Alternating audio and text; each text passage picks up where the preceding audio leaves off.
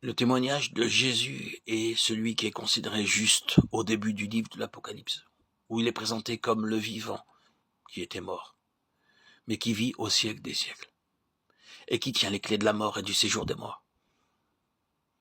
Le témoignage de Jésus est le témoignage de la mort engloutie dans la victoire, et détruite en tant que somme de toute la personne, de toute l'œuvre, de toute la présence et de toute l'influence de Satan. Or cela amène les choses tout droit à ce qui est ultime et final, le témoignage de Jésus. Et le vainqueur est établi en vue de ce témoignage. L'Église est amenée à l'existence sur ce terrain-là. Souvenez-vous toujours que ce fut au moment où tout avait été parfaitement accompli en Christ. Il fut établi à la droite de Dieu comme la reconnaissance du fait que tout ceci était réalisé en lui, à travers lui et par lui. Ce fut lorsqu'il fut là et que la chose était parfaite, accomplie, que l'Église débuta, qu'elle naquit. La vie même de cette nouvelle création dans la personne du Saint-Esprit entra dans l'Église et fit d'elle une chose vivante. L'Église est née quand la vie vint tout droit des cieux, cette vie qui avait vaincu la mort. Et l'Église est amenée à l'existence en raison du témoignage de Jésus. Le vainqueur vient seulement en vue lorsque l'Église, dans son ensemble, n'atteint pas le but. Le vainqueur intervient pour suppléer à ce qui manque, pour recouvrer, représenter et exprimer ce qui a été perdu, pour prendre position en faveur de la pensée de Dieu la plus pleine. La seule chose qui doit caractériser le vainqueur, que celui-ci soit individuel ou collectif, est ce témoignage exprimé en vie. Nous voyons donc la raison pour laquelle il est important et essentiel qu'une position soit occupée en vue d'un témoignage comme celui-là. Vous devez avoir une position pour être à même de manifester cela. Vous devez être dans une position d'ascendant spirituel, celle exprimée par le terme de Paul, céleste. Et en vue d'occuper cette position, vous devez être dans la condition où l'état, représenté par la valeur du sang, la nature incorruptible du Seigneur Jésus, et cela, bien sûr, par la foi. Or, le terrain de tout ceci est le sang. Ils l'ont vaincu à cause du sang de l'agneau. Je ne vais rien considérer comme admis et je vais courir le risque de vous ennuyer par la répétition de choses tellement connues. Quand nous citons ce passage d'Apocalypse 12, 11, ils l'ont vaincu à cause du sang de l'agneau.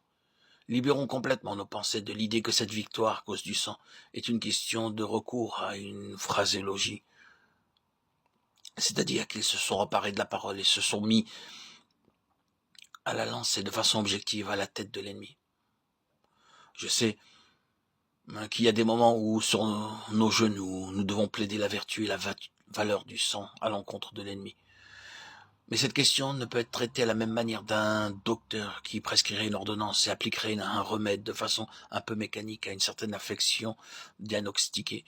Cela ne peut être traité de cette manière. Vous devez être dans une position spirituelle pour que le sang soit efficace quand vous faites appel à celui-ci. Vous devez être là dans la foi, dans la position où, en premier lieu, vous vous tenez totalement sur le terrain de sa parfaite justice par la foi. Cela signifie que toute question, tout doute, toute suggestion d'être privé de communion avec Dieu doit être éliminée. Quoi que ce soit qui soulève le moindre doute au sujet de votre pleine communion avec Dieu vous paralysera devant l'ennemi. Vous et moi, nous devons être à même de saisir cette position devant Dieu par la foi. Que tout comme Christ se trouve là, ainsi nous y sommes, tout en sachant autant que nous le pouvons ce qui concerne la bassesse et l'iniquité de nos propres cœurs. Nous devons néanmoins, toujours dans la foi, être capables de saisir cette position devant Dieu. Sa justice est la mesure de notre justice. C'est une position extraordinaire, quelque chose qu'aucun mortel n'oserait s'arroger si ce n'était dans la parole de Dieu.